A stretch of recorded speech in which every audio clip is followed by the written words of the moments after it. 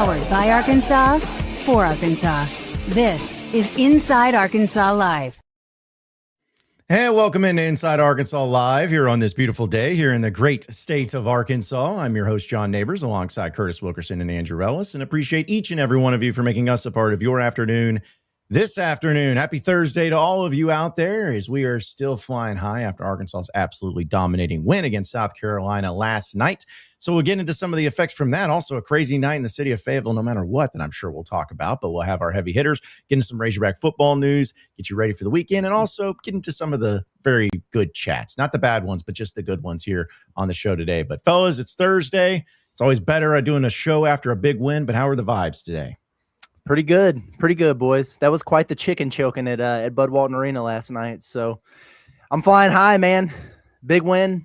I can't believe it. Everything I said about, this game, it can't do that much for Arkansas. You just, man, it's a can't lose, or, all those things. They jumped up 10 spots in the net for beating the heck out of South Carolina. It's kind of crazy. Very good night at the office. That was the one piece missing, was beating bad teams by a wide margin. That was the one thing. Listen, beating Louisville, that's whatever. Beating Texas Tech, that's no big deal. Tennessee at home, beating a bad team by a wide margin, that's the biggest way to get the nerds on your side. And it's kind of the last piece for this Arkansas basketball team, so I'm ready to roll. Yes, it's great, man. It's great to where I think we always talk about it, and maybe we even did yesterday on the show where it was like, man, it'd just be nice to, think about leaving early because of just the butt whooping. And you could last night, and it was great. And I don't care who it is. I don't care what type of team it is, how bad they are, whatever. To beat an SEC team where it's never in doubt is just great. It's a great feeling no matter what. So good to see that Arkansas is finally getting some of that respect. And sitting at 3-1 in the SEC, which is, I guess, tied for first after some of that last night, which I know we'll talk about some of the current situations with SEC basketball. But fellas, I know it might come as quite a shock, but I saw some guys from the field of 68 yesterday saying that Arkansas, they're picking them to win the SEC regular season now. I don't know if that's the automatic death nail. They're not going to do it.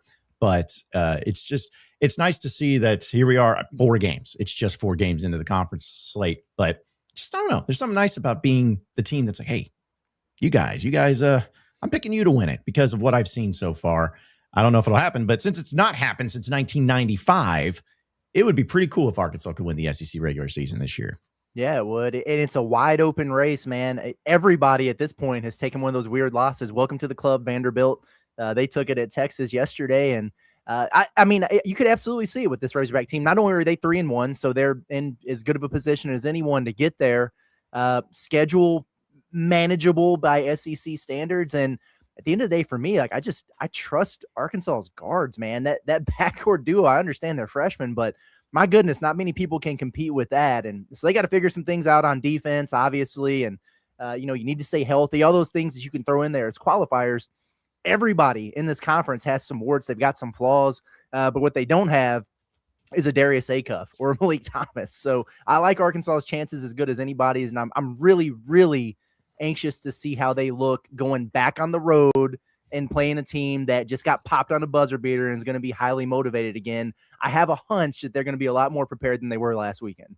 Yeah, this Saturday's game, if Arkansas is going to get in that mix for the league title, which, by the way, love that the field of 68 guys waited until Arkansas was tied for first in the SEC standings to be like, hey, these guys might win the league. That's crazy.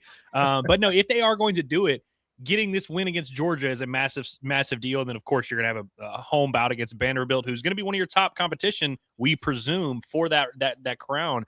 We talk a lot about formulas and what these teams need to do to win. Some teams need to play a certain style to win. They need to have the game go out a certain way. I just think you look at what Arkansas does, and it's a more sustainable formula that they can go week in and week out, especially when you look around the league and there's just not that many teams that have this imposing defense that's going to really make you work for every shot and really going to, slow the tempo down and take Arkansas out of the rhythm. You look around the SEC, there's a lot of teams that, aren't bad defensively, but aren't necessarily going to slow them down. And so I don't see many matchups where I'm like, man, I don't know how Arkansas is going to score in this one. I mean, even the Auburn game where they just really struggled in that matchup. If they played Auburn tomorrow, I would expect them to score 90. Yeah, it's. I know you guys probably have seen the movie Shawshank Redemption, but they always talk about, hope is a good thing, the best of things. And it's like, I'm kind of feeling like the Morgan Freeman character a little bit in the early part of it. Is like, hope it's a bad thing. Don't give me that hope, because I know something's going to be ruined. Something's going to happen. and I don't want to get my hopes up. Arkansas goes on the road and loses a stinker to Georgia this weekend, and then I'm back. I'm like, this team stinks. Like, what are we doing here? So, but it is like you said, Andrews. I look at the schedule, and it's not like this. Oh man, that game. I don't see it. I don't see Hogs having a chance in that one. And not to say that they'll go undefeated the rest of the way, anything like that. But it's not an out of the realm possibility that Arkansas wins the SEC regular season. And also, to your point, Curtis, nobody has a Darius Acuff. Nobody has a Malik. You don't. If you have those guys, I mean, duh. But if Malik Thomas does what he did last night, I was like, who's beating you? You know, like Darius Acuff goes out there, gets doubles with the points and assists. Who's beating you? Like nobody.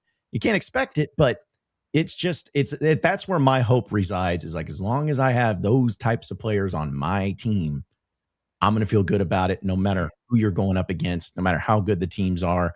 I'm always going to be confident, at least slightly, going into each and every game this conference slate. Yeah, Darius Acuff is just we see it with Malik Thomas because he wears his emotions on the sleeve. So we always talk about how competitive he is, and like he never lets up from that standpoint. We know that Acuff is he's a little bit more, he's quiet, he's a little bit more reserved. He doesn't wear his emotions on his sleeves. But you can tell he's an ultra competitor, man, because he has that 1 assist game against Auburn. And we know that Acuff, he said it before, he's a dude that goes back no matter what, burn the tape, he'll find it.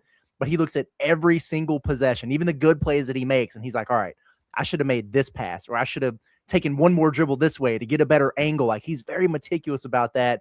And you just knew he was going to have an overcorrection in this game. 18 points and 13 assists without a turnover against anyone, much less an SEC team.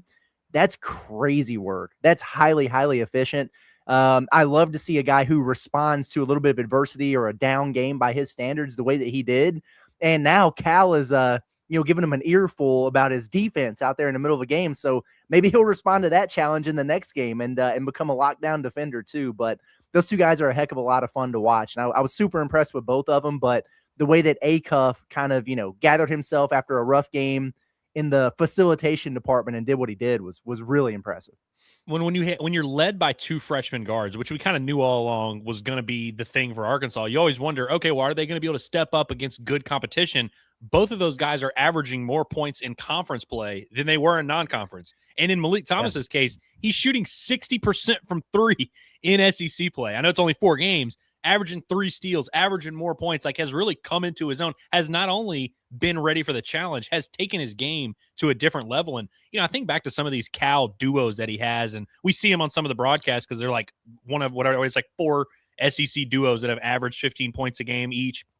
And the rest of them are all Cal guys. And you think back to like the Derrick Roses and the John Walls and all these different guys. And you're like, okay, how could this Razorback duo really be as good as any of them? A lot of those duos Cal had were not like at the peak of their powers when they were freshmen. Like Devin Booker averaged like 9 points a game for Cal. Karl Anthony Towns averaged like 7 points a game for Cal. Some of these guys, when they were freshmen, were not necessarily finished products. I even think of someone like Shai Gilgeous-Alexander, who came off the bench most of his season at Kentucky. I think this is maybe the most ahead of the curve some of these freshman duos have been. I'd have to go back to that De'Aaron Fox, Malik Monk duo that he had at Kentucky. I think this group compares pretty favorably to that. And I think in terms of just the way they complement each other's skill sets and the way that they seem to have a good chemistry and knowing where each other are, and they make some passes to each other that you only make if you have a really good sense of what the other guy is doing and what he's capable of. And I'm just excited to see that continue to grow because I really do think it's as good as any of the John Calipari duos. And if you can look at the numbers, it stacks up pretty well to whoever you think the best Kentucky duo is under Cal. Malik Thomas and Darius Acuff are a lot closer statistically than you might think.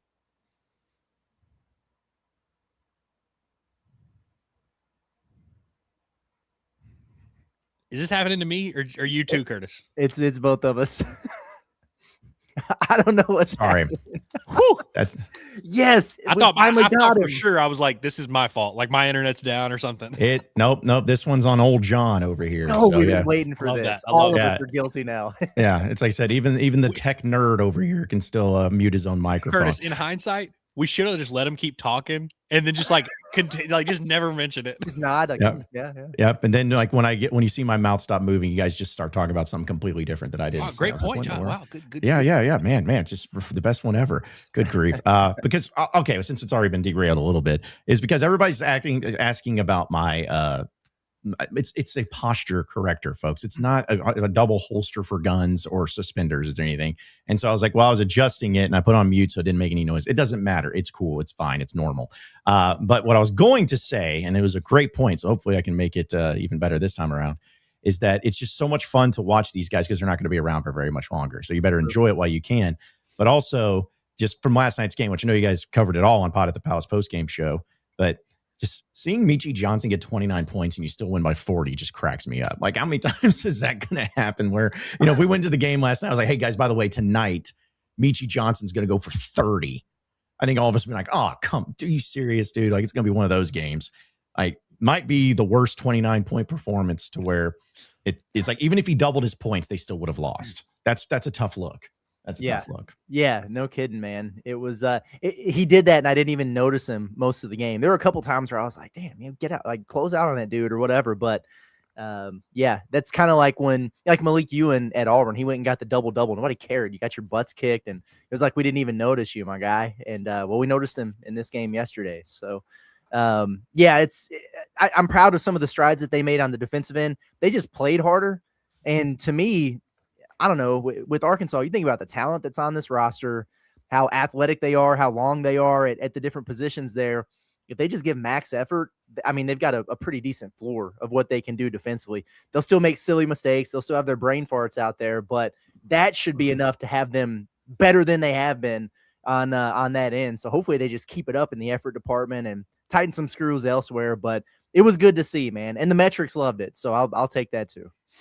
Yeah, I think it also it goes back to what complements your style of play. And I don't think it's like a one or the other thing. Like they can either be good at offense or be good at defense. I know there are teams that are able to do both at a high level, but I do think for the people that, get frustrated with the defense, and of course you should on some level, we definitely want to see this team improve. But if you want this to be a top 10 to 15 defense in the country, I don't think you realize what that probably means for their offense. I don't think they would be able to play the same brand and play as carefree and have the nice flow they have offensively.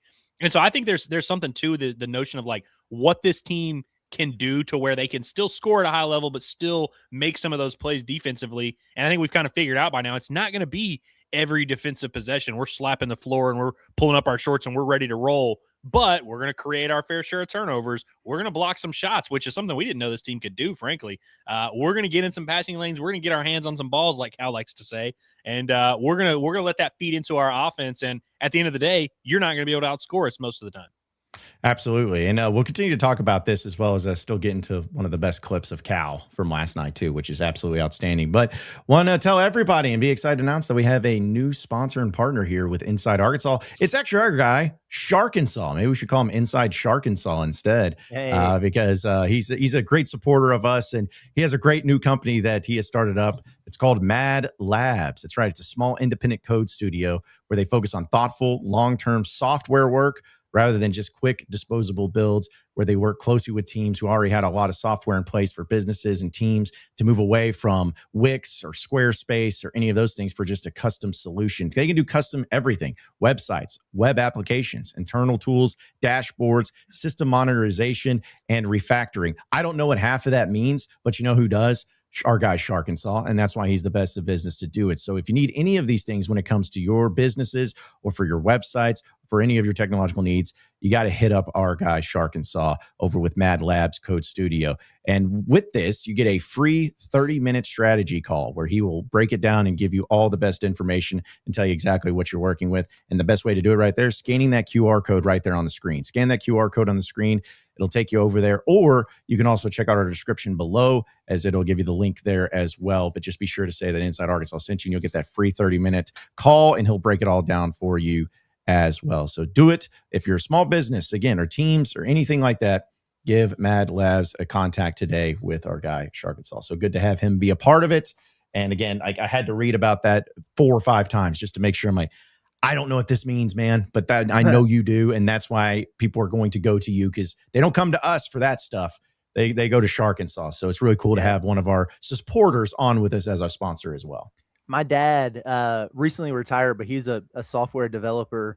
And I was looking through all the talking points and everything, from Arkansas last night. And I sent it to my dad and I was like, hey, because he's coming up here this weekend to see the baby and everything. It's like a homework assignment. I was like, we're going to put together some banger reads for this. I'm going to have like 8 different ones and we're going to just pop them off like crazy. I'm excited about it.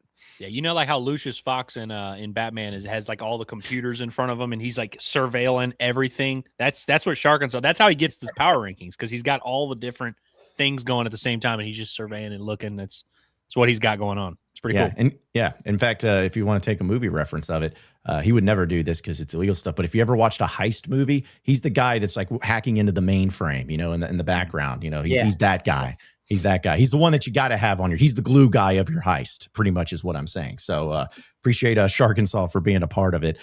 Real quick, guys, because I know we'll play this Cal clip that I still love so much. But we're talking about the games the rest of the way of the SEC.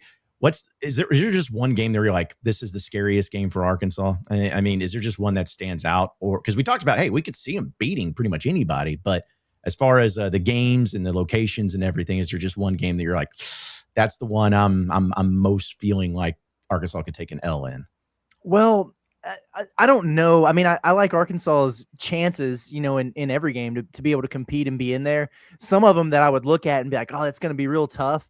Like, it wouldn't hurt you. You know what I mean? Like, if they go and can't guard Alabama on the road, okay, well, it's not that big of a deal. Or, Florida, you got to go see the defending champs on the road. I like Arkansas's chances against them better than I do Bama, maybe even. But it's some of those other ones that are maybe not bad losses, but, like on the road against bubble-type teams, that those are ones that make me a little bit nervous. Like this weekend, for example, against Georgia. It's like, hey, that's a game that, man, it feels like one of those, I don't want to say easy, but one of those quad ones on the road that you go get. You're not playing a top 10 team for a change, but they're pesky, man. I look at Missouri and what they're doing. I think, gosh, man, the last game of the regular season, you don't have momentum going into the postseason.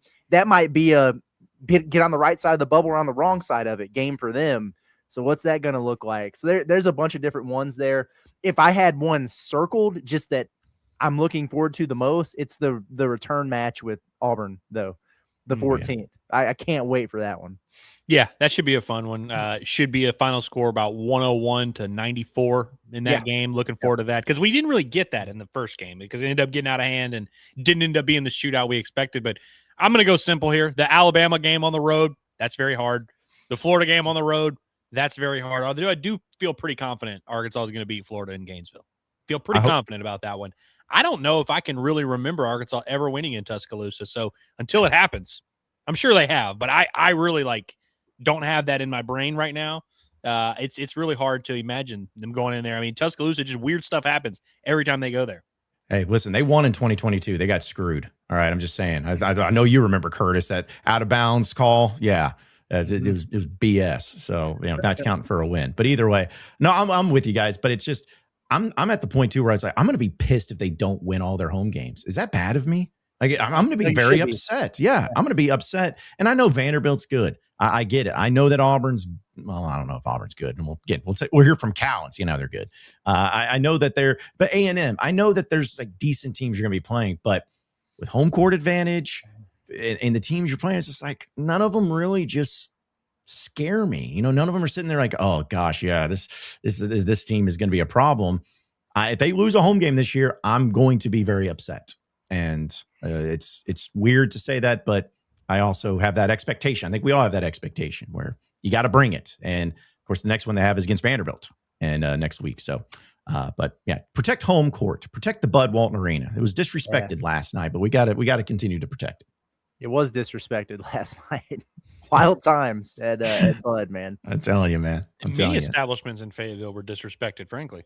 I know. It was just one of those nights, one of those crazy nights here in the city of Fayetteville. So we'll continue the discussion here on the show, but want to remind everybody that OZK Insurance is one of our great sponsors. And guess what? They have a great new app. Look at those graphics. Look at that imaging. That's top quality stuff. And don't worry, it wasn't me that did it. I'm not going to take credit for it because this is what OZK Insurance is able to offer you as an independent agency. They have the app to make it all very easy for you because they shop a multitude of A-rated carriers to find the best coverage for you. And now that they paired with something you don't usually see from the agencies around here, a full-service mobile app, because with this app, you can see your policies under one roof, whether it's home, auto, whatever you have, plus pay the bills, request roadside assistance, file claims, request policy changes, or even get new quotes all directly from your phone. So you get the best part of an independent agency, which of course is the choice, flexibility of real people, but the convenience of modern technology. So if you're tired of being stuck with one carrier or chasing down paperwork, go to ozkinsurance.com, or you can simply search for OZK Insurance in the App Store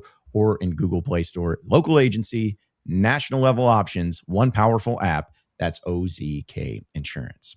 All right, guys. I know, again, we played this clip on the Pod the Palace post-game show last night, but I still want to play it again. There's always some good stuff from Cal, but this is still just my favorite thing, to the ending of the press conference. So, but Auburn's good. Did they win tonight?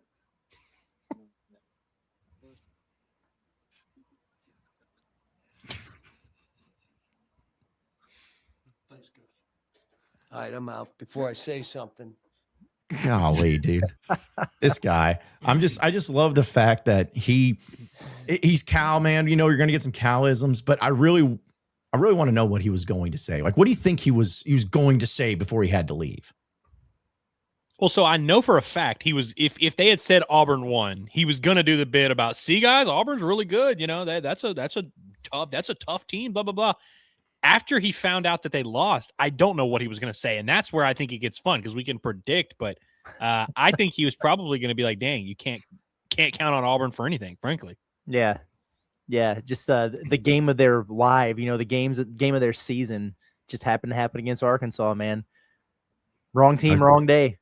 Yeah. I just immediately assumed, and not this in a negative way towards Cal, but immediately assumed that, no, it was gonna completely change his narrative of what he wants it to be. It's like, hey, no, Auburn's great, guys. Come on. No, actually, they're 1-3, and the only SEC win they have is you. And it was a kill. And it's like, dadgummit, I can't even spin this. There's nothing I can do here. I'm stuck. Yeah, can't even spin it into a positive.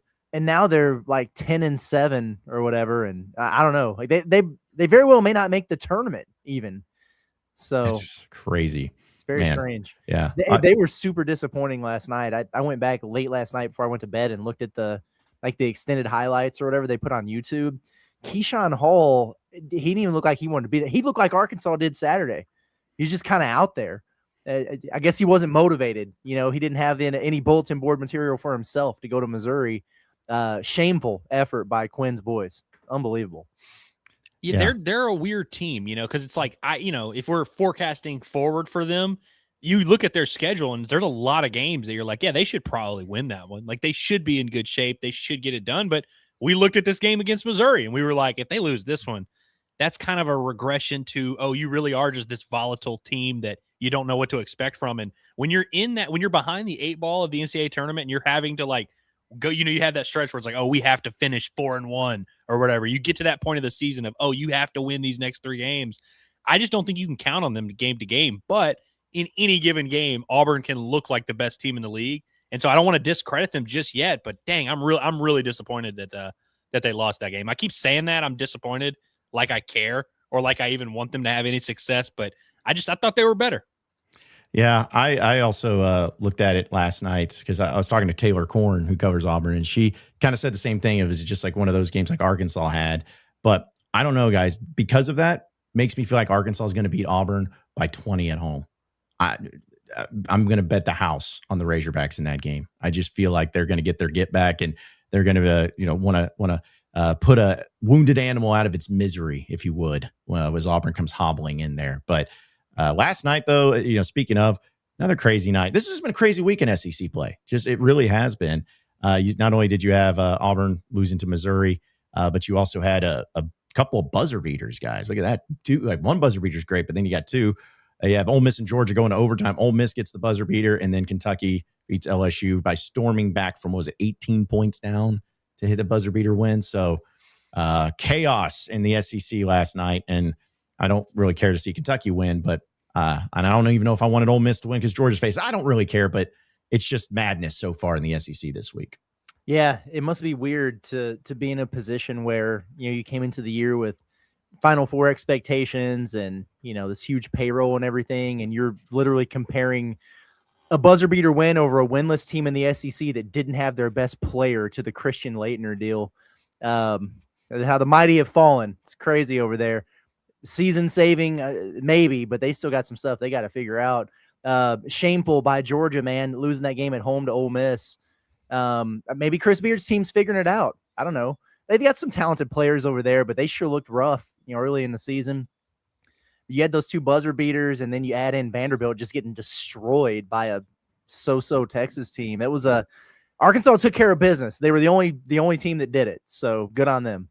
Last week when Auburn lost on a buzzer beater and then Arkansas played them on Saturday, we did the thing where we were like, is this going to break Auburn or is it going to light a fire under Auburn? And clearly for, 24 hours, it lit a fire under Auburn.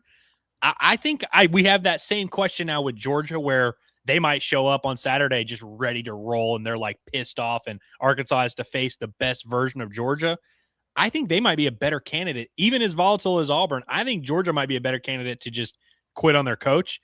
Frankly, because they kind of did it last year, if I'm being honest with you. Down the stretch, Georgia, they made the tournament because of what they did early on, but they finished the season completely they were a different team. And I think they might be at that same point. It's kind of an inflection point. And weirdly enough, I think Arkansas was, I guess they were 0-5 when they played Georgia last year. A little bit better this year, but it's kind of that same point in the season where you start to really figure out who you are as a squad. If Arkansas beats Georgia, watch out for them. I really think they might just fold up shop, and that might be it. They really might be as crazy as it sounds. But yeah, I in terms of Kentucky, I've already done the mental gymnastics on this. I think it's good that they won because when they come into Fayetteville, you know what I didn't want to happen? Kentucky to be 1-7 and be like, oh, this game doesn't mean anything. Oh, you beat us, but who cares? We hate Pope. You did us a favor, yada, yada, yada. If they can keep hanging around and winning games here and there, they'll go into that Arkansas game being like, all right, this is we've hung around. We're in striking distance. This is the game that's going to turn our season around. So they'll be going into that game, not conceding, not doing we don't even want to win. This game means nothing to us. They'll be excited for that game, and that's where you want them. Yeah, I'm with you on that too. I am with you on that. And I know we'll get to the chats, but since you were talking about the Texas game, I want to get this from us. He says, can we get an Andrew Ellis T-Mark acknowledgement? So are we going to get one of those, Andrew? Yeah, so did he get banged up yesterday? What happened? I thought he just had a good game because he had 21 points. Okay, I saw people tweeting about Tremont Mark, and I was like, it couldn't have been because he played good basketball. But hey, credit to Tremont Mark. Love that. And listen, that's what's funny about Texas is they have, him and the Swain kid on any given night can just cook you. And so Texas is a weird team. They're not good. I don't think this is going to turn their season around or anything, but any given game, man, the Moody Center where, dreams go to die, apparently. That's a good win for Texas, though, and I'm glad they were able to make it work. Yeah, it was a good one there. Again, no undefeated teams this year in the SEC. Shucks, it's gonna happen as you have a few teams at the top of the list there, 3-1. But we know, of course, Arkansas playing Georgia on the road in Athens this weekend. Be sure to tune into the Palace post game show for that. What time's that game again? I need to start actually having that pulled up for me. So instead of just asking the general question, but 3 p.m. Okay, 3 p.m. ESPN 2. Okay, sounds good. I hated the 5 p.m. slot. Yeah, I don't like it. Yeah. Speaking of, so we talk about this in football for power rankings of times for tips on Saturdays. What's the best, best time and the worst time? Would you ever have the 11 a.m.s or the 7:30 p.m.s? Saturdays, for whatever reason, I just like playing during the day. Me too. On Saturday, I'm not crazy about the late at night Saturday tip offs. I would agree with that. With football, when you're outdoors, you're like, oh, I want it to be night because it kind of just looks cooler. With basketball, it doesn't matter. So it's I kind of don't hate the noon slot, 1 p.m. slot, whatever. 3 p.m. is not too bad. With football, I've always said 3 p.m. is the worst because you don't get to really do anything during the day, and then your night is still kind of ruined. But with basketball, it being a 2-hour game, we'll be done with the Pot at the Palace post game by 6:30. That's not too bad of a spot there. Yeah. Well, if it's ever a late game, let's have the game time be what it was last night, where it was 1 hour and 47 minutes. Let's do that. Yeah. How about that, man? I'm sure there's been a quicker game that's happened recently in Razorback basketball. And conference play, maybe I should make more clear. But it's we didn't even have an under 4 timeout in the first half last night. It was great. So if we're going to do a late game, have it that way, which we know that next week against Vanderbilt at 8 p.m., it's going to be the longest game of all time with all the calls and fouls and everything. Can't wait. Can't wait for that to happen. So let's get to your chats, folks, as well as some other things going on. But want to remind everybody, Hickey and Hole Law is going to have you covered for all of your legal needs here in the state of Arkansas, no matter what it is when it comes to divorce cases, custody cases, criminal cases, civil litigation, personal injury, estate planning, no matter what, they have you covered because they are all about that strong attorney-client relationship that is built on honesty and trust. So Hickey and Hole Law provides all of that when it comes to making sure you're taking care of each and every step of the way. It's a scary thing to go into legal battles when you don't have the right representation because there's so much that could be missed, so many details you got to find your way to navigate through. Well, have the pros, have the best with Hickey and Hole Law. They're going to have you covered each and every step. So give them a call today at 479-434-2414. That's 479-434-2414. You can also check out their website at hickeyandhole.com. Scan that QR code right there on your screen. It's Hickey and Hole Law. Things are about to get better. Also, real quick, before we get into the chat, just wanted to give a few updates. You guys see Trevor Jackson, quarterback, huh? Razorbacks, Coastal Carolina. All right. Chanticleer. All he needs is a chance, man. It's like, what was your favorite moment of the Trevor Jackson era of Arkansas football? Don't know. I like finding out that Grayson Wilson was ahead of him on the depth chart.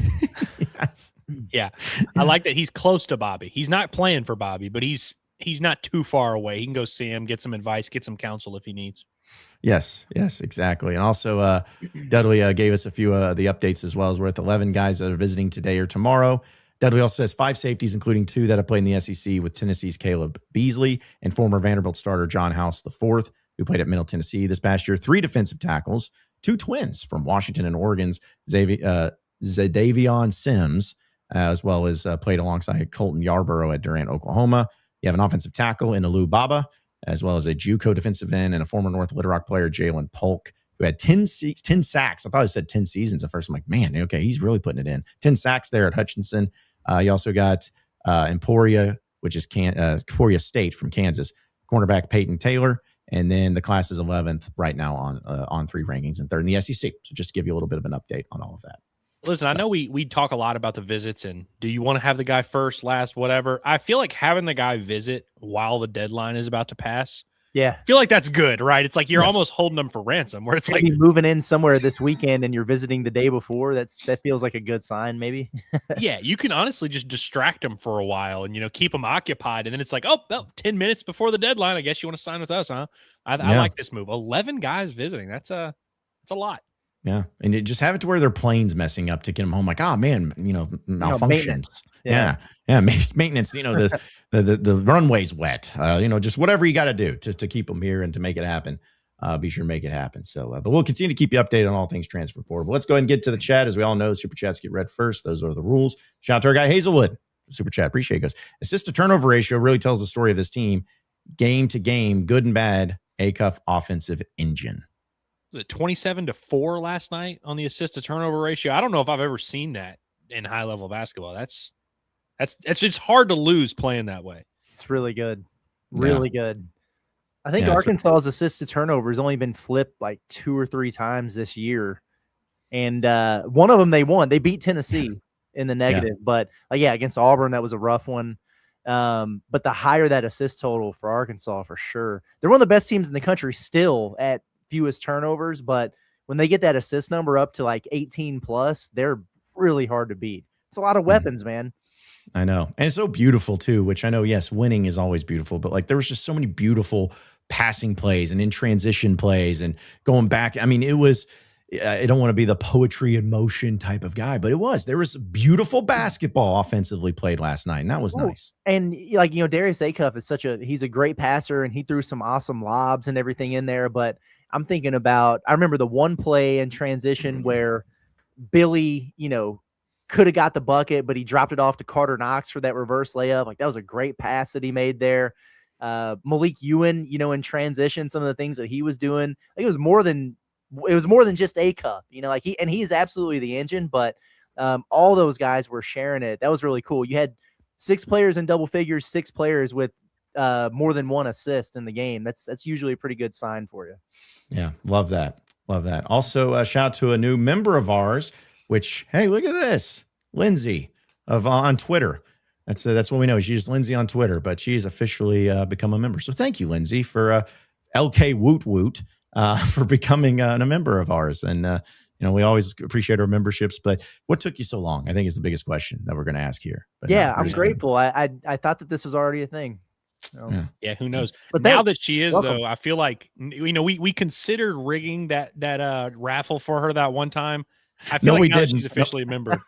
Don't even joke about that, because people are going to be like, oh, okay, so that's what's going on over here. It's like, I should have said that, because now if she actually does win a raffle, there's going to be an uproar. I apologize. That was a joke. I'm sorry. Yes. You almost won. Sorry. Yeah. Yes, you were. I don't even know if you want to call it like runner up. You were just like the second next to the name. Like, so if you want to call it the runner up there, we'll do that. But no, appreciate you becoming a member and appreciate all of our members. We're gonna have a members only stream here very soon, folks. I can tell you that. All right. Shout out to Mr. KP says, "What's up, chat? My wife surprised me with tickets for Auburn rematch. Let's go." Ooh, that's good. That's a good time. wife. Wait, and that's Valentine's Day. So, wow. What'd you get your wife? Quite heartfelt, honestly. Yeah, that's the key to a man's heart is Razorback basketball. So, yeah. I mean, I'm spending Valentine's Day dragging Hillary down to Arlington. Clearly, we're setting the standard for romance over here. Yeah, absolutely. Let's see. Finch, he DM'd me. He said, first day wearing the new Pod at the Palace hoodie and already got to let 2 people know about the best Arkansas media outlet there is while at lunch. That. Spread the word. Yes. I'm glad it got there, by the way. Yes. I know. It got there yesterday anymore. He's like, hey man, I finally got it. I'm like, thank goodness. I was like, I do not want to deal with the post office anymore. I'm sick of them. Let's see. Count says Kamori House introducing himself as a safety on the football team's social media.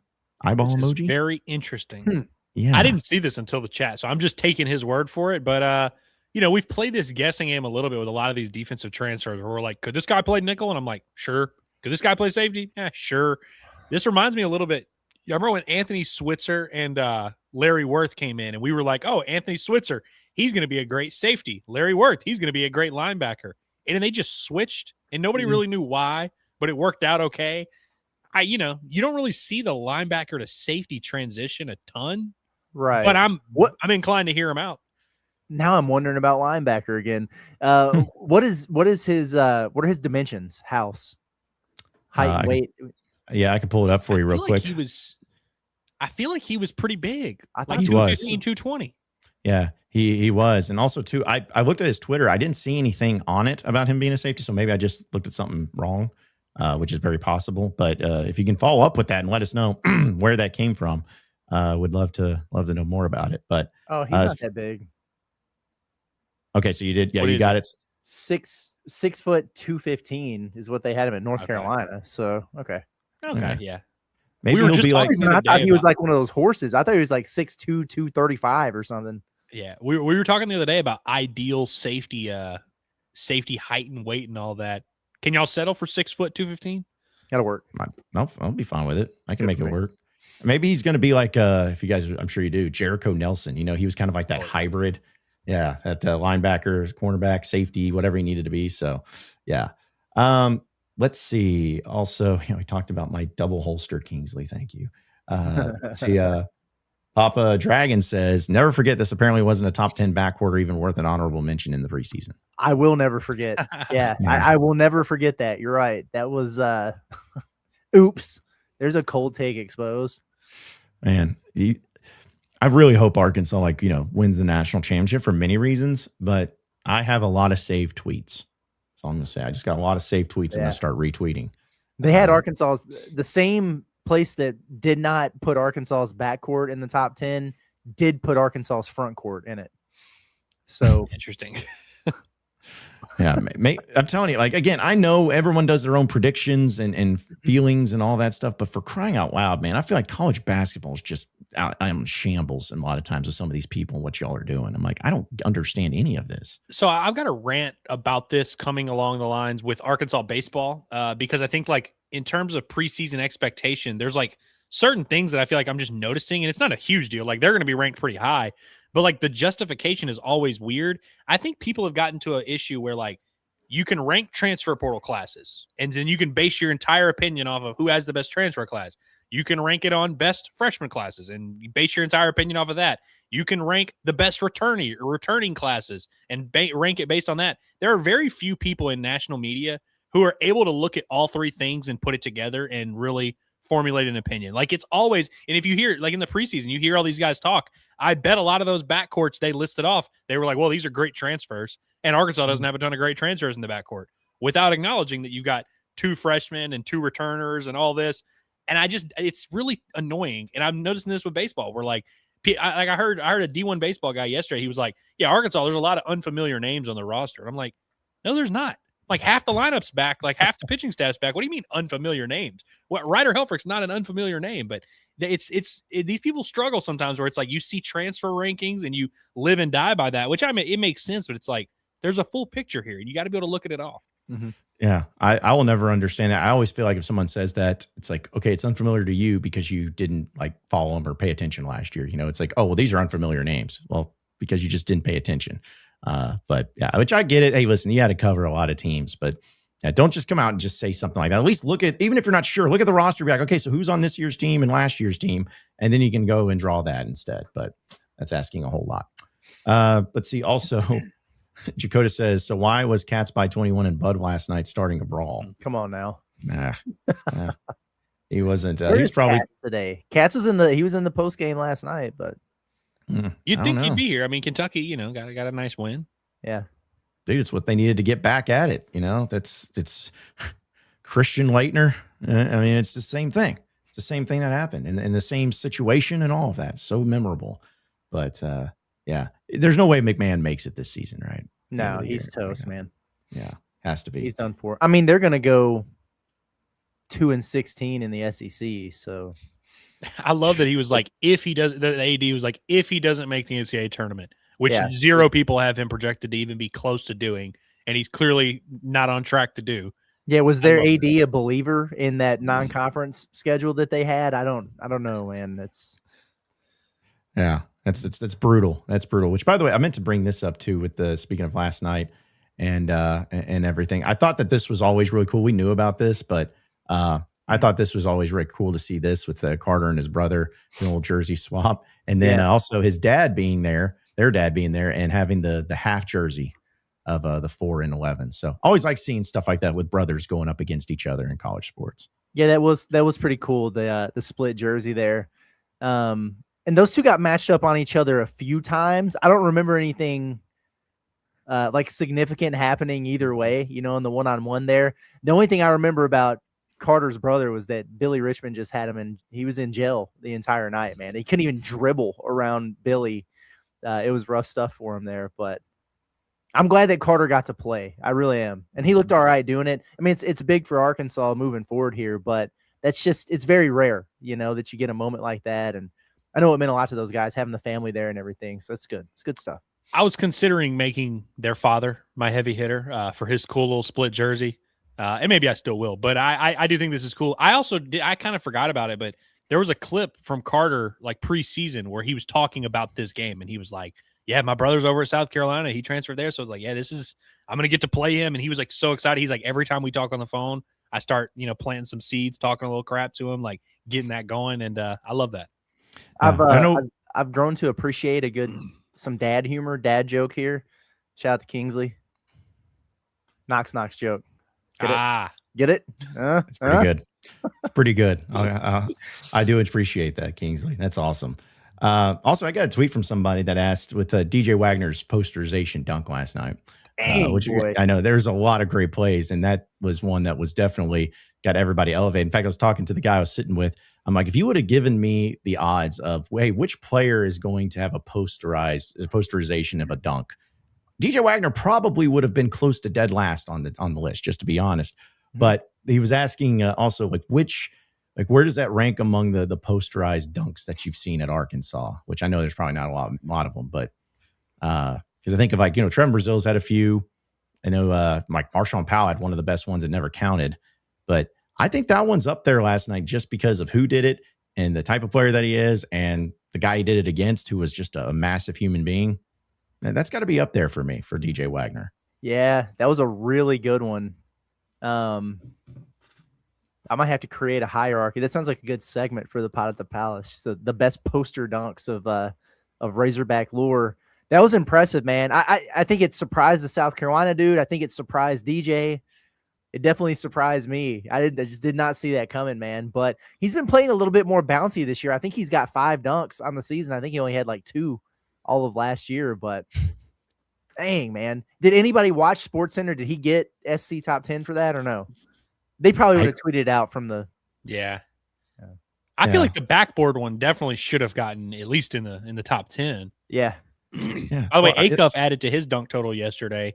I don't know how many that is on the year, like maybe 5 or 6, but I think so. You know, when you're a small guy, you're dunking. It's, you know, it's cool. Yeah. 3 times as many as Nate Amen. If there was not any play from last night on, the SportsCenter top 10, that's travesty, because there was definitely a few of them to choose from. Mm-hmm. All right, so we'll get to your heavy hitters or our heavy hitters here in just a little bit too. But Austin also says overall the 3-point percentage is so good, we have to be due to a correction, right? Why? Maybe they're just a good shooting team. I mean, they're over halfway into the year. We're into SEC play now with that sample size, and they're over 37% in SEC games, and they were, I think, 36.6% against the high major teams they played in non-conference. So I mean, it's just a good shooting team. Yeah, you know, and obviously numbers always fluctuate, but it's like I buy that this is a legitimate thing because of the shot selection and because, you know, it's a health. Anytime you're this far into the season, it's a lot of volume, but Arkansas doesn't take like 43s a game. You know, they took 21 last night. 20. Yeah. If you take 21 threes a game, you're going to be one of the like lower 3-point rates in the entire country, you know? And so it's like, I think the fact that they're pretty selective with threes they take and the ones that they get, I mean, a lot of the ones that Malik Thomas makes are, you know, fairly open. So it's like, I don't know. I think he's going to continue getting those shots. Hell, Arkansas missed some of the most wide open ones they had last night. Mm-hmm. Like if Carter Knox is just making more of his open threes, they're in good shape. Yeah. And it's not like there's a bunch of great defenses in the SEC either that are going to hold you down, you know, like they've probably already played those. So I don't know. Yeah. Is that the biggest surprise of this team so far this year? Is just how good they are at 3-point shooting? Yes. For me. Yeah. The consistency of it has been pretty impressive. If you would show me these numbers, I would have been like, oh, so they've had some 16 of 28 games, but then there's been some 3 of whatever. And it really, like they make about 8 threes a game. They take about 20 a game, and it's just what they do. Yeah. I'm kind of bummed though, because Billy Richmond's percentage man's been going down. He missed a couple. So it's like we got to get that back, Billy. Got to get that back. Billy's the one guy that has heat checks when he has not even taken a shot. You know, it's like it's one thing if you've made a few, he'll just take a wing 3 that you're like, whoa. Yeah, exactly. Also, before we get to heavy hitters as well, because we were talking about the craziness last night, Joe says worked at Doe's for 4 years because Doe's caught on fire last night on Dixon, which apparently it's going to be open tonight still. They're going to make it work. But he says, love that place. Doesn't seem like any real damage. Also got to shake Cal's hand when I was bartending. So, man. It's like a shaking Sinatra's hand. You know, it's the same thing. It means something there. So that's awesome, man. Doe's is if you're bartending at Doe's, you probably get some scoops, you know, some like real intel on some of these visits and stuff. Maybe not anymore. Which, by the way, he did say later, he was like, it doesn't seem like it was real damage or whatever. Like, I don't know how fires work, but just the videos I saw and the smell that I smelled when I was driving around Dixon last night, it seemed pretty disastrous. You think they're going to be okay? Do we know? I mean, from what I heard I know a girl that works there, they said that they're going to be open tonight, and it looked like the damage was made to like tonight. So they said like their shed caught on fire, and that was the main thing. So I don't know, but I'm hopeful that it stays open. Hopefully, I'm glad everybody's okay though. It was a scary thing for sure. Scary thing. All right, so let's go ahead and jump into our heavy hitters here on Inside Arkansas Live. And it's presented by our friends over at HD Roofing and Construction. We know roofs are very important, especially when it comes to the weather elements that can hit here in the state so unexpectedly. Happens way too often, in fact. And the main thing that you got to make sure of when it comes to your home or your business or whatever it is, that the roof above your head is able to take on all of those crazy elements. And you know, it's hard for you to even be able to tell. Let's be honest. How often do we actually look at our own roof? How often do we inspect our own roof? How often do we even know, hey, is this roof good to go or not?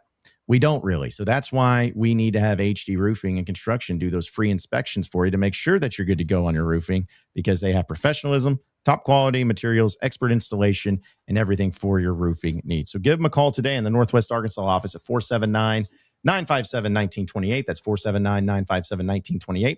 And also call the Central Arkansas office if you're in that area, 501-428-2330. 0429. You can also check out their website at hdarkansas.com.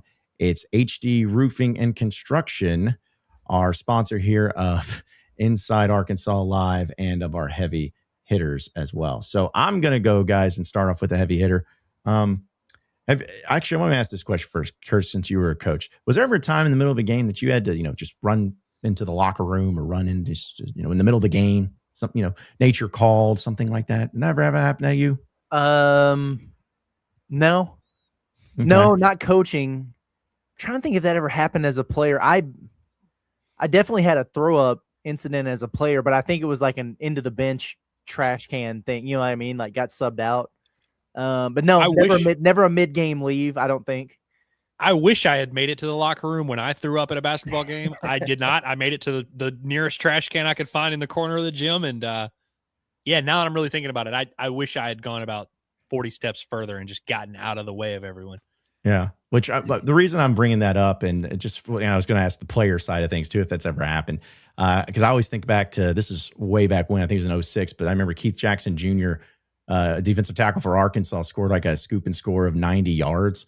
And then he scored it. It was awesome. And then you just see him sprinting towards the locker room as soon as he does it.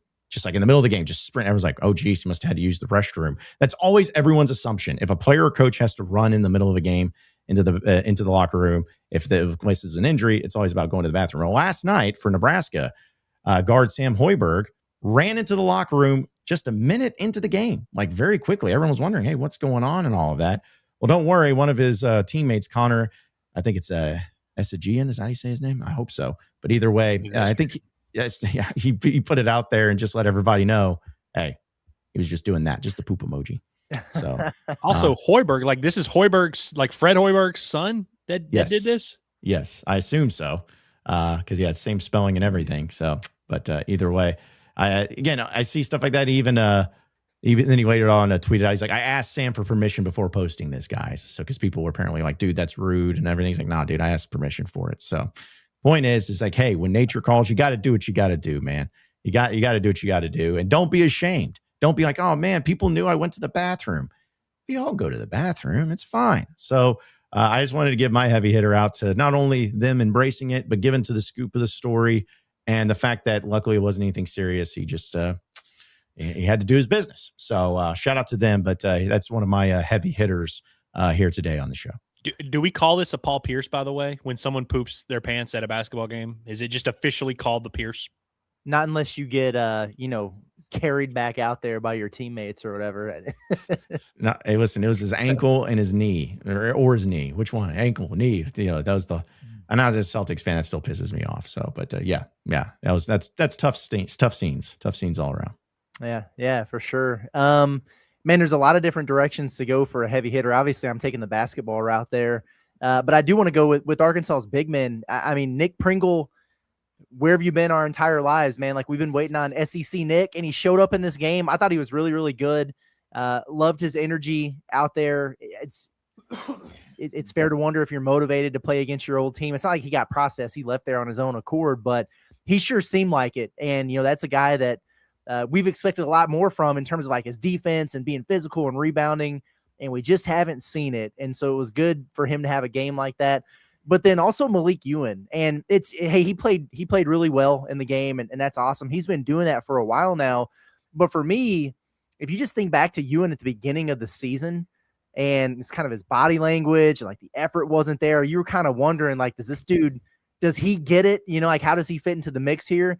But his body language is much improved. I'm a big fan of what Malik Ewan's got going on right now. I don't know what he was doing. This was like after a dunk, like the face that he made or whatever.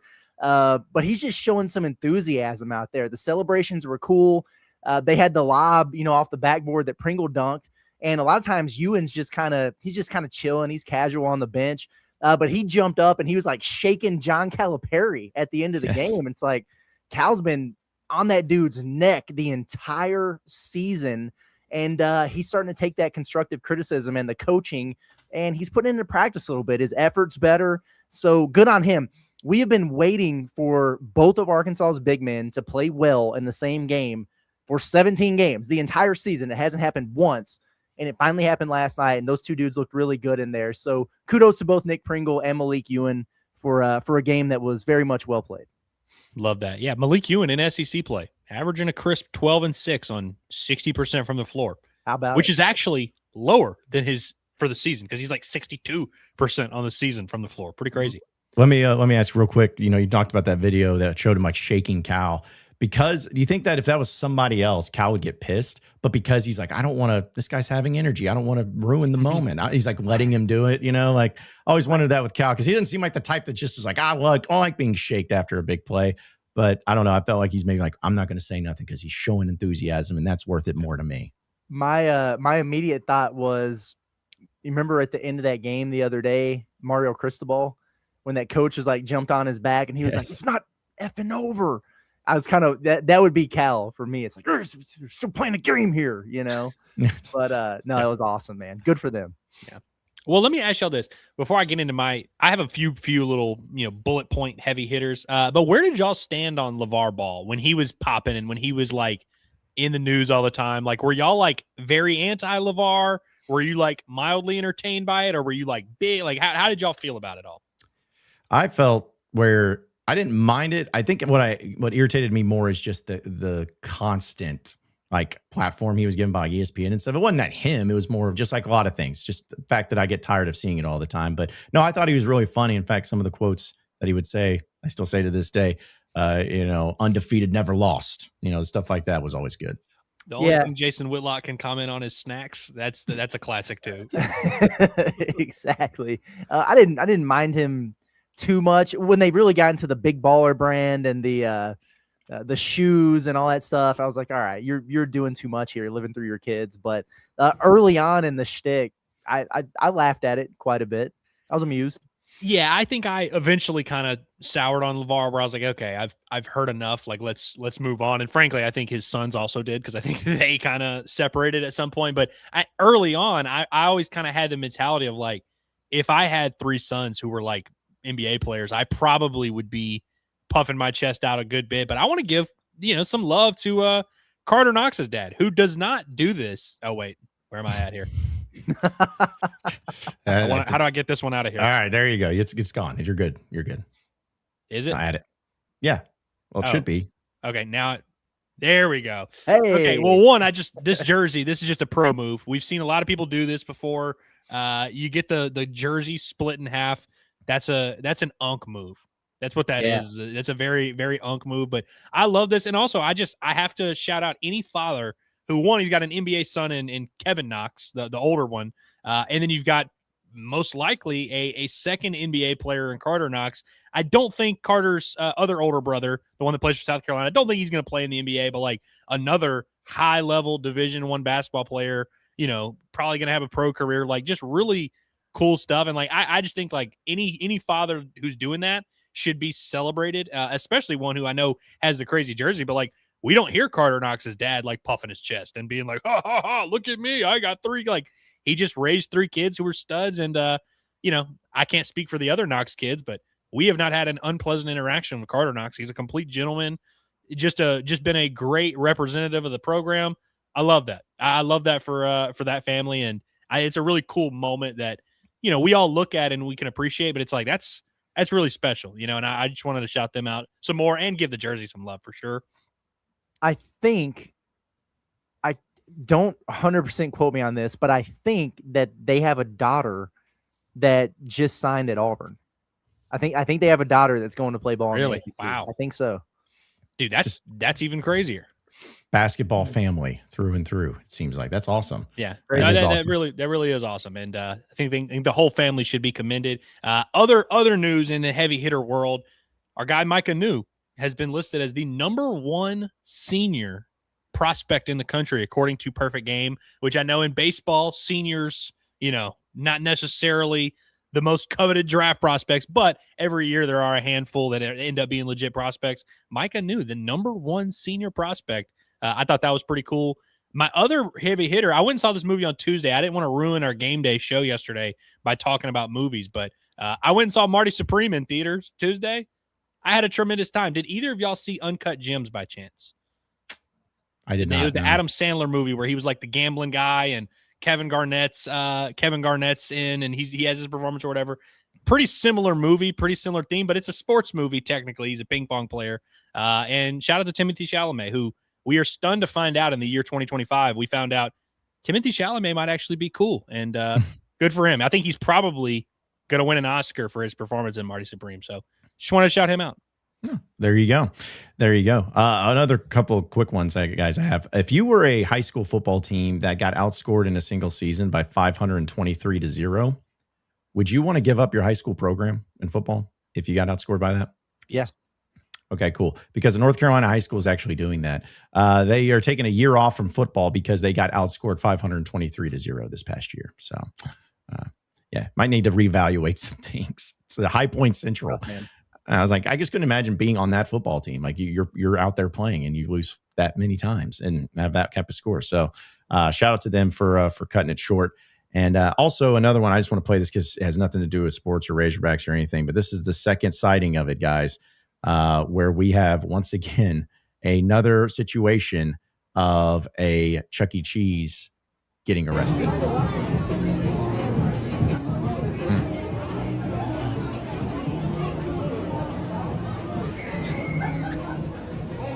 At least they didn't put him in cuffs, in front of the kids, but they escorted him out. Apparently he was arrested and taken care of there too. So I don't know what happens. What happened to Chuck E. Cheese being, another sacred place that these things don't happen? But that's a tough look. I don't know what this Chuck E. Cheese was arrested for. That place is a breeding ground for pedophiles now. It's just not what it used to be. It's not what it used to be. Why are there so many Chuck E. Cheese mascots that are involved with the law? Like, this is like the 7th video of a guy in the suit getting arrested. Why is that the go-to? Like, for criminals, they're like, you know what? I could be Ronald McDonald. I could be, whoever. I'm Chuck E. Cheese. I don't know. It's just crazy to me. But yeah, Chuck E. Cheese, man. It really isn't what it used to be. No. Okay, so, and then according to the internets, this is something to where this person that was arrested was for credit card theft. And he was arrested just a couple months ago. So it's a little bit of an older video, but still, I don't understand what it is either. Maybe it's just because there's such a demand for Chuck E. Cheese costume people, and that's like an easy job that you could be incognito. I don't know. But either way, just stuff like that happens, and then it just sort of went into what we saw and witnessed, at least in video or whatnot, last night with the fight breaking out in Bud Walton Arena. It's like, man, I've seen fights at Razorback Stadium. I've seen fights in the hog pen with you crazy idiots out there. But this was the first time I've ever seen Bud Walton Arena have something so terrible happen of a fight that broke out. So just, again, we got to keep things sacred, folks. Certain things that can happen. And that close to the bench, too. That's what also was, I think, kind of crazy. It wasn't like up in the nosebleeds where you just got some drunk idiots. Like that was pretty close to the arena floor. So wild times last night in Bud Walton Arena. We almost had a Malice at the Palace, man. Yes. Hey, credit to that security guy who was there right as soon as started popping off. He was ready to roll. Mm-hmm. Yeah, I've never seen one of the yellow vested people move as fast as that guy did, and I'm glad he was there because it took place a little bit behind me and didn't really know what was going on. But Arkansas was like up 40. Like Trevin Brazil just like had this monstrous dunk like just in the middle of it that a lot of people just missed out on. It was a while. But I think the funniest thing, and I'm not going to call out any names, since it was so close to the Arkansas bench, some of the people on the Arkansas bench and their reactions during it and afterwards, pretty funny stuff. I'm not going to say who it was and what they were doing, but their reactions and some of the words that they were kind of exchanging was pretty fun. But yeah, I know. You could do that, though, when you're up 40. If it was a tight game, it would have been a little bit more difficult, but still just a crazy thing that happened last night there in Bud Walton Arena. So don't get in fights. Let's just not do that. Let's stop normalizing that type of deal. So especially on a Tuesday or Wednesday night at 9:30 at night. I don't understand what we're doing here. So, all right, let's get to a few more of your chats, folks. Again, appreciate everybody. By the way, Jaded Sports Fan just wants to know, Andrew, if are you a vodka drinker? Would have never thought that to be the case, but nice hat. Honestly, I don't drink vodka much at all. But shout out to Good Boy Vodka. When I do, it's Good Boy Vodka. But no, seriously, I have 2 of these hats because of our Omaha trip. Shout out to John Daly and shout out to that nice young lady who gave us all the stuff. Yeah, I still have Rowdy with one of his chew toys because they have dog toys. He still uses one of them. So now, have they made it? Has Good Boy Vodka made their way to like Arkansas yet? Yeah. Okay, they're like in stores and stuff. Mhm. I feel like when we were in Omaha, they were like, "Yeah, we're about to get into Arkansas." So I guess that makes sense. Yeah, I figured if it was John Daly's thing, that would probably be like the first place that they would want to be is You'd Arkansas. think, I would yeah. think, but yeah. I'm almost positive I bought one of his Arnold Palmer drinks one day this summer. So Sorry, this just reminded me of a quick story about that. I don't know if I told you guys this. Back in 2014, he did a signing at this Weddington liquor store over here, and this is close to where I was living in Fayetteville, and he was just selling the Arnold Palmer type drinks or whatever.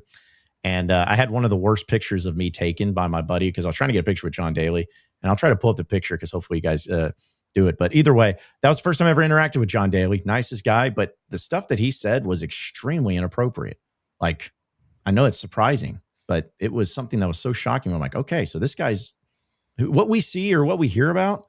Yeah, this is really him, and this is really how he acts and how he says things. So, did you say it was shocking to hear John Daly saying mean things or saying inappropriate things? Well, just because I heard about it, but I always thought it was kind of like, oh, it's not as bad as what people try to make it out to be and stuff, which I know is stupid to think about now, but at the time, yeah, that's how I felt, which was again probably dumb on my part. So, but have you guys ever had any interactions with John Daly?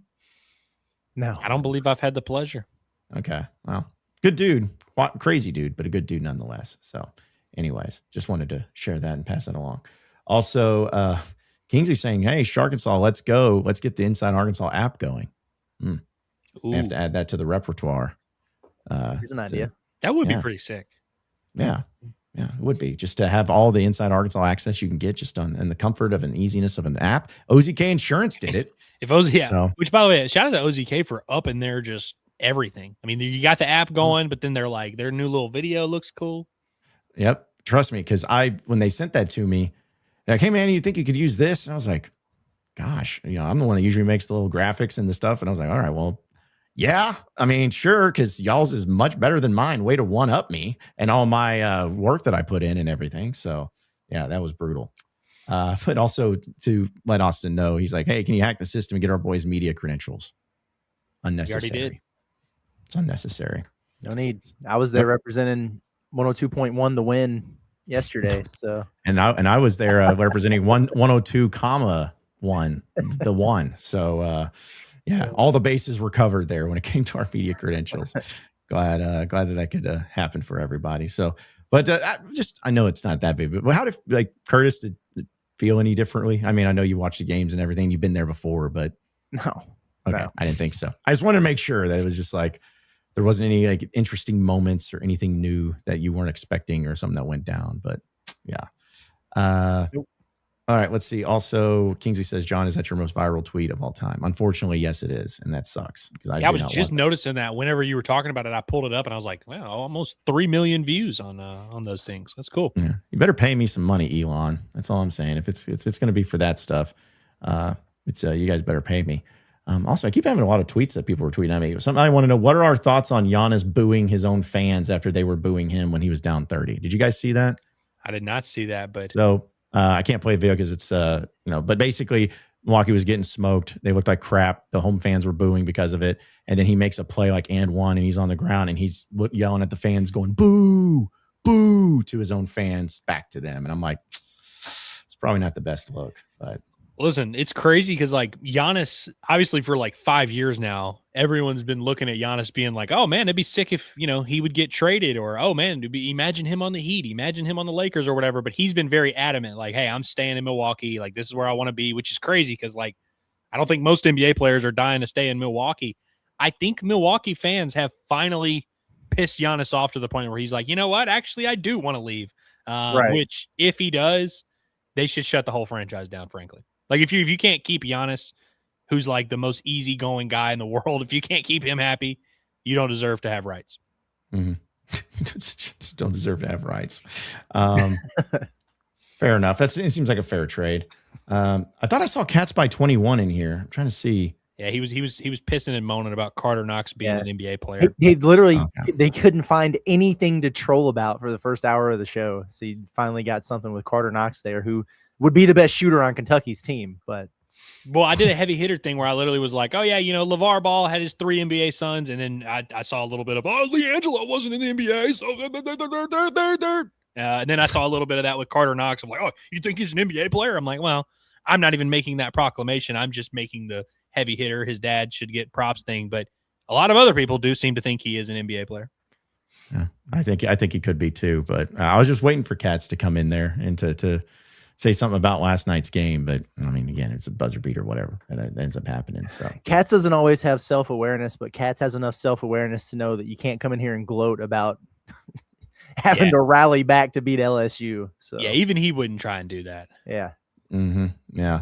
Which, because I think I was going to bring this up, but Andrew, you had a great night with Bet Saracen last night, right? I think you said that to me. Tremendous. I ransacked him. I had an awful night, and so I'm so mad at myself. So I'm glad that somebody from the group here that was able to have a great one there. Weirdly enough, none of my bets had anything to do with Arkansas winning the game. They were all player stuff. Shout out to Malik Thomas. You have fed my family for generations to come. Yeah. Yeah. The one time, like over the past 3, that I did not bet the Darius Acuff double, and that's so tough, great. dude. Thank you, man. Yeah, That's really. And it'll really still be plus 750 next, in the next game. Yeah, and I'll bet it, and he won't get it, and then it's just be the time that I don't. I'm just going to bet it every time because I feel like it's going to happen. It's going to come through. It's going to break through, and it'll be made possible. So, well, guys, you have any? It's going to be an early show here, but do you have any final thoughts here before we roll out of the show today? I don't think so. Oh, well, Arkansas Yeah, confirmed what we were thinking about there with Ashley. Knox Bro's sister did commit to Auburn. Okay. I thought that was. It is basketball, by the way? I think so.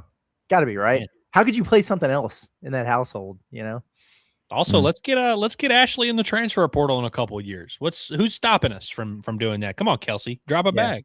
Yeah. Yeah. I'm waiting for Quinn to come popping in and be like, dude, she's going to be awesome. She's the best. Watch when she does enter the portal and comes to Arkansas, Quinn will be like, actually, she sucks. No post game whatsoever. Yeah. Do the Lady Backs play tonight? Yes, they do. They play Missouri, if I'm not mistaken. And so maybe a shot to get a SEC dub there. Yeah, somebody's gonna win. Both from 0-4 in the SEC, but according to the analytics on ESPN, the Ladybacks have a 21% chance of winning. So yeah, what it's worth. I like that. Mm-hmm. Yeah. Any final thoughts, Andrew? My final thoughts are simply: we are on the eve of Arkansas's baseball season starting tomorrow. They play some baseball. I actually got a text today from a very, very confidential and very trusted source who says that morale is very good inside the clubhouse. So excited to see what they look like tomorrow. It's gonna be cold, but I'll be out there giving the reports, and we're gonna have a bombastic today. We'll have a bombastic tomorrow to recap. We'll probably have a bombastic Saturday to recap, even before or after the basketball game.